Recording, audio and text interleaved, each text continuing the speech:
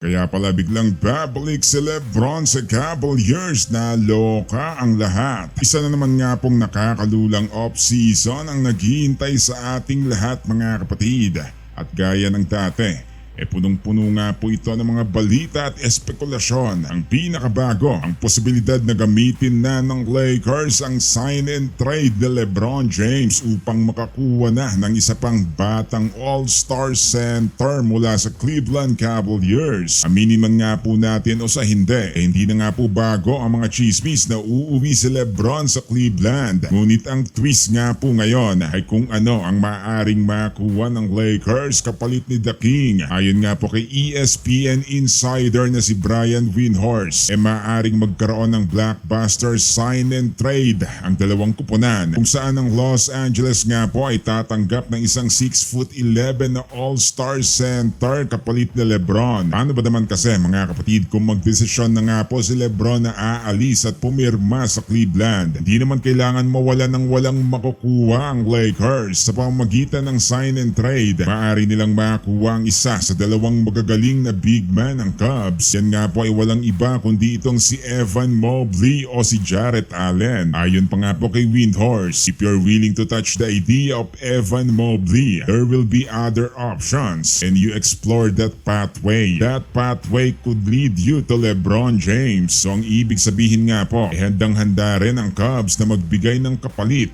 para nga po kay Lebron. At ang Lakers ay may pagkakataon na mapalakas ang kanilang front court kasama si Luka Doncic. Narito nga po ang mabilis na paghahambing ng dalawang star center na maaaring mapunta sa LA. Si Evan Mobley nga po 24 anyos. Noong 2025 to 2026 regular seasons, ang stats niya 18.2 points per game, 9.0 rebounds, 3.6 assists, 1.8 blocks per game at 54.6 sa field goal. Ang playoff stats nga po niya 17 points per game, 8.1 rebounds, 3.9 assists, 1.8 blocks per game at 53.5% sa field goal. At ang kontrata nga po niya ay tumataginting na $269 million sa 5 years. Samantalang si Jarrett Allen naman nga po 28 anyos na nga rin po ito. At ang pinakalamang nga lamang po niya kay Mobley mas mura siya kaysa kay Mobley. Bakit nga po si Mobley ang mas magandang option? Ayon nga po sa ulat, si Mobley ay isang fluid rim runner. Mahusay nga po sa transition, effective mid and low post operator. Magaling nga po sa poste at isang high level pick and roll finisher. Magaling sa pick and roll. Sa madaling salita, siya ay perpektong modern big na bagay nga po sa sistema ni JJ Redick at sa playmaking ni Luka Doncic. Sa kabilang banda si Jarrett Allen naman nga po ay hindi rin naman masamang option. Ngunit mas gusto ng Cubs na panatilihin si Mobley dahil siya ang kanilang price young big. Ibig sabihin kung sakaling magkaroon ng trade, mas malaki ang tsansa na si Jarrett Allen ang ipalit. Ngunit hindi rin imposibleng makuha si Mobley kung maging sobrang agresibo ang Lakers. Gaano nga po ito makatotohanan? Una nga po sa lahat kailangan munang magdesisyon ni Lebron. Tatanggapin niya ba ang player option niya sa Lakers kung saan kikita siya ng humigit kumulang $50 million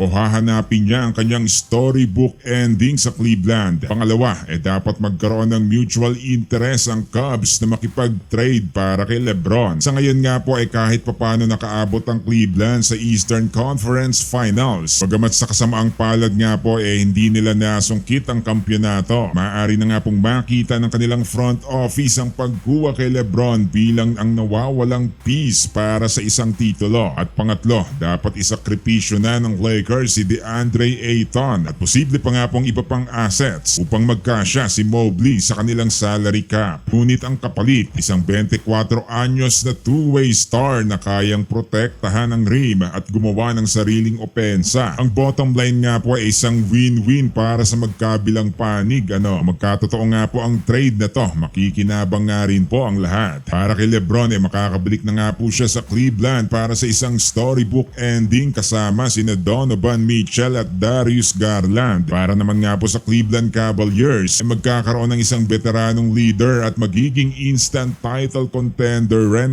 At sa Los Angeles Lakers naman ay makakakuha nga po sila ng isang malabatong pundasyon para sa kanilang Luka era. Ang tandem nila Doncic at Mobley ay maaaring maging isa sa pinakamahusay sa Western Conference sa susunod na 5 taon. Pwede nga po Sa madaling salita nga po hindi ito isang loss para sa Lakers kung aalis man nga po si LeBron. Ito ay isang pagkakataon upang mag-reload, hindi mag-rebuild. Sa isang hakbang, maaari nilang makuha ang isa sa pinakamatindi na All-Star Center na matagal na nga po nilang hinahanap. Ano sa tingin nyo, mas maganda bang panatilihin nila si LeBron o hayaan siyang umalis kapalit ni Evan Mobley? Ibahagi nga po ang inyong opinion sa comments.